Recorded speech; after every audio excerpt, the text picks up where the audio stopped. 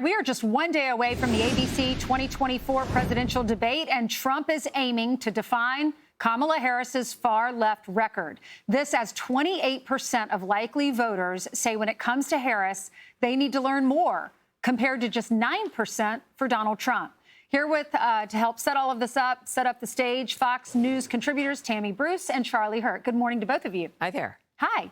Okay, Tammy, good morning, Charlie. Tammy, I'll start with you. What does Donald Trump need to do to focus really on her background, her policies? Because clearly 1/3 of the American voters don't know what she stands for. Yes, and I think that's key. And this is why you suddenly saw Kamala Harris put up some positions, which frankly also look like word salads on her website.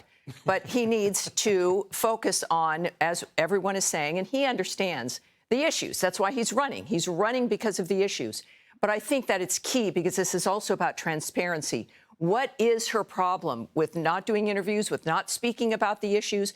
And like, as an example, with immigration, on her website, it's the same kind of word salad and claiming that the border is, there's fewer people coming over. And then she recommends amnesty, right, a path to citizenship. So it's the same thing people have heard. It's nothing new. And I think that he needs, and this is key, to remind people you can just look at what people have done, not what they say. And he has a history, she has one. And the problem for her is she's running from hers and he is running toward his. It's an easier position to be in. So it's about where he stands on the issues. What is he going to accomplish? She is not going to be able to compete with that. Charlie, here are some of the flip-flops that she's going to have to address. She originally said she wanted to ban fracking, said that for years. Medicare for all, including illegals, a border wall, funding, decriminalization for everyone who crosses the border, and federal jobs guarantee. That was part of the Green New Deal. How does she pivot from these positions, and how does she explain that to the American people?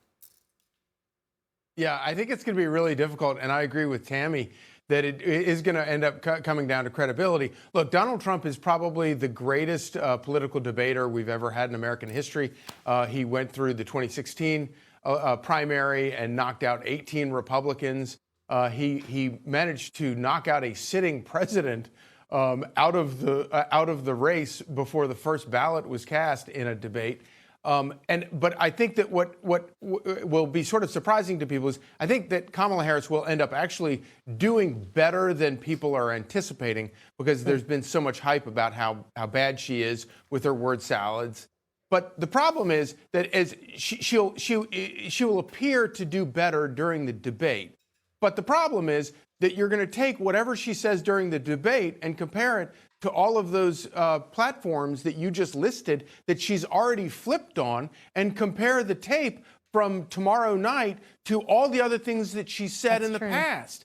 And the problem with that is not only does it suggest that she has no idea where she is on the issues, the problem is that it reveals her willingness to say anything she has to say to get elected, and that goes to the heart of credibility, and nothing defines a politician like credibility, either losing it or having it. And you're right. Trump has the credibility, and she does not. You're right about, I mean, he ran the first time, I'm not a politician, and people like that because he's genuine. Right. We know where he stands. A typical politician flip-flops, right, when they realize the American public doesn't like your old policies. All right, here's Bernie Sanders. This was over the weekend, and he was saying, no, she has not changed. She's still a progressive. She's just doing this to win.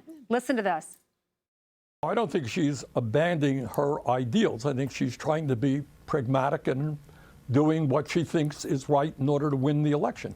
Her views are not mine, but I do consider her progressive. All right, Tammy, your reaction. Yes, well, he used the word ideals. She used the word values. And when she used that word values in that interview that she did for 16 minutes, that was a wink and a nod to the left flank. That was what I just said.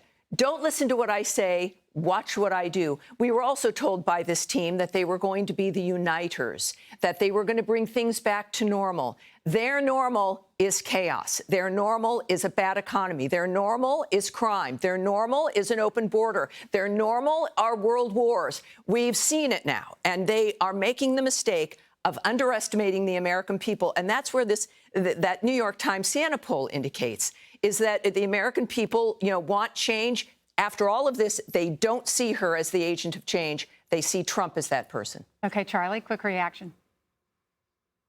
I love the way he says that. He said that like he was helping her out, and he's actually absolutely destroying her credibility as he says it. But, you know, he's won from this.